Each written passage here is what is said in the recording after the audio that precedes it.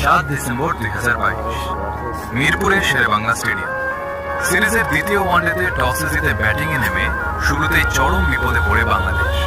মাত্র 69 রানে 6 উইকেট হারিয়ে যখন পুরো স্টেডিয়াম স্তব্ধ, ঠিক তখনই হাল ধরলেন অভিজ্ঞ মাহমুদুল্লাহ রিয়াদ আর তরুণ তুর্কি মেহেদী হাসান মিরাজ। ভিডিওর এই ক্লিপগুলোতে দেখুন ভারতীয় বোলারদের বিষাক্ত সব বাউন্সার আর সুইং কিভাবে সামনে নিচ্ছেন এই দুই যোদ্ধা। রিয়াদ আউট হয়ে গেলেও এক প্রান্ত আগলে রেখে মিরাজ যা করলেন তা ছিল অবিশ্বাস্য।